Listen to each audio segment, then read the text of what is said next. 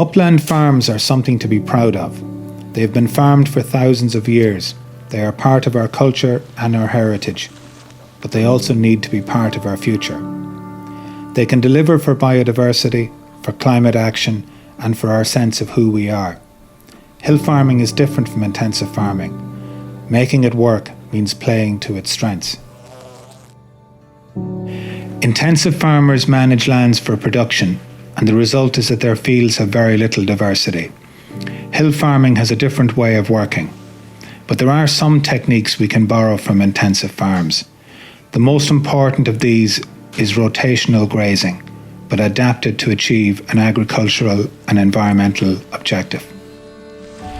There are two basic grazing systems, continuous and rotational. In a continuous system, the land is grazed for most, if not all, of the growing season. In a rotational system, the stock are moved regularly and each field gets a rest between grazings. Cattle can be picky eaters.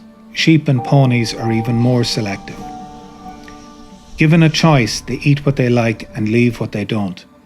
In a continuous grazing system, the tasty plants get eaten, and when they regrow, they get eaten again, and this goes on until they disappear.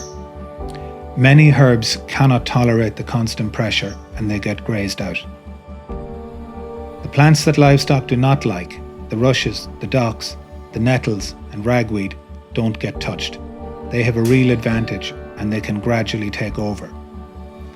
When the rushes get strong enough, they will shade out the grasses and herbs, further weakening them. Eventually the cattle will not even bother trying to graze some areas and will focus on other parts of the field or farm. The result is that you can have overgrazing and undergrazing in different parts of the same field. Even at low stocking rates, a continuous grazing system will have less variety, less productivity and more problem weeds. In a rotational system, the cattle are moved on quickly, the field gets a rest and all of the plants get a chance to recover. This ensures a greater variety of plants, more clover and other legumes, more variety in height, and happier, more productive livestock.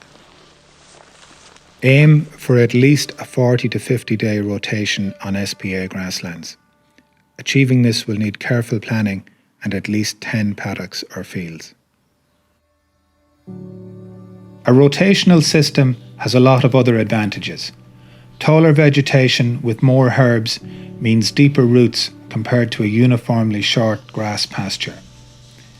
Deeper roots can reach water during a dry spell. Deeper roots from plants like plantains and yarrow can pull up minerals and nutrients, P's and K's, from deep down in the soil. When a cow eats their leaves, the animal gets the minerals it needs, but the animal's dung puts these minerals back on the soil surface.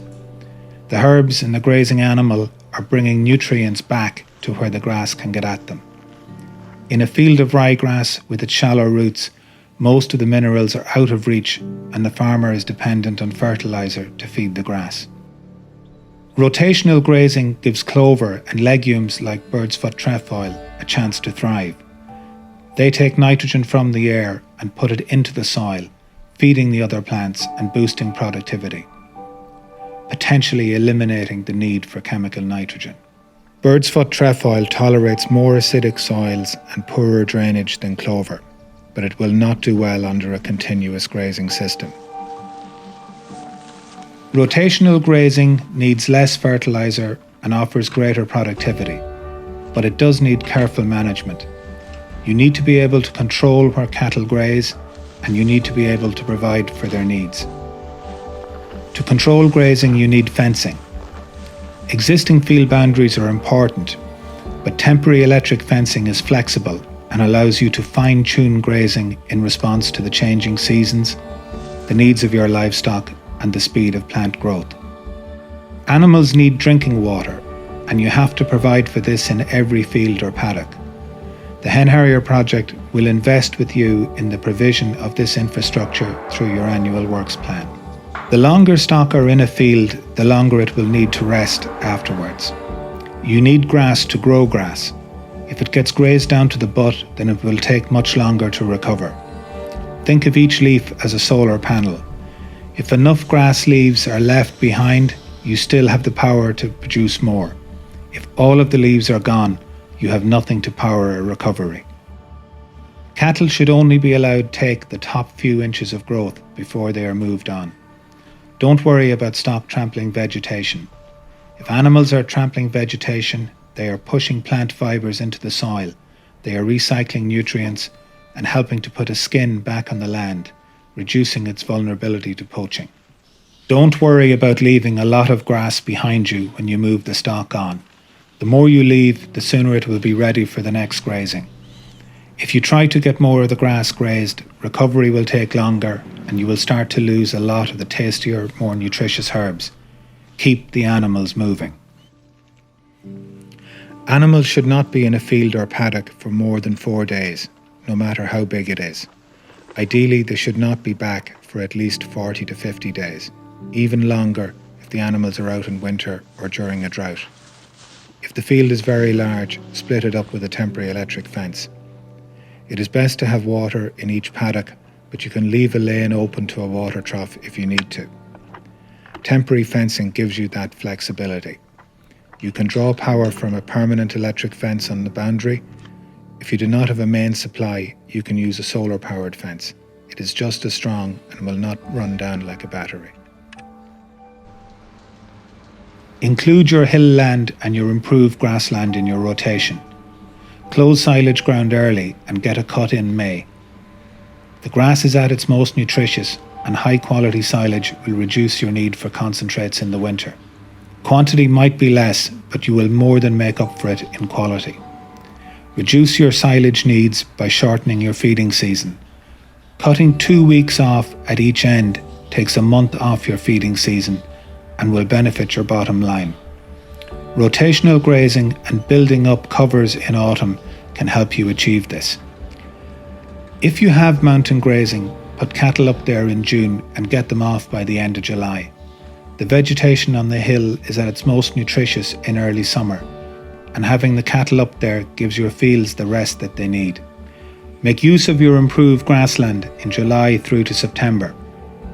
This will allow you to build covers on some of the more extensively grazed lands. If you really need to, you can graze these fields in late summer and autumn, but shorten the rotation and move the animals through very quickly. Building covers in this way will shorten your feeding season while allowing plants to set seed and store reserves in their roots. Never sacrifice a paddock. The animals will be unhappy, the sward will be destroyed, and there will be long-term damage to soil structure. Recovery will be very slow, and weeds like ragwort and docks are almost guaranteed. The sacrifice paddock will not earn anything in the hen harrier program, and you could be penalised in other schemes as well. Get the best out of all of your land. On improved grassland, particularly on your silage ground, spread lime if you need it. You will get more value out of less fertiliser if you get the pH right. Never spread lime on peaty soils. It will take the skin off and make them even more vulnerable to poaching.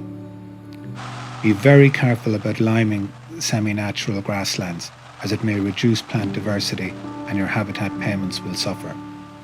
Seek specialist advice from the project team before applying lime to semi-natural grasslands. Keep fertiliser use on designated lands to an absolute minimum. Fertiliser will cost you money, it will reduce plant diversity and will hit your habitat payments hard. Chemical nitrogen will hammer clovers and other legumes and further increase your costs. There is real potential to boost farm income and deliver for conservation. On the hill farm, good grassland management, rotational grazing, the correct use of hill and aftermath grazing, along with building autumn stockpiles can make all the difference. It's in your hands.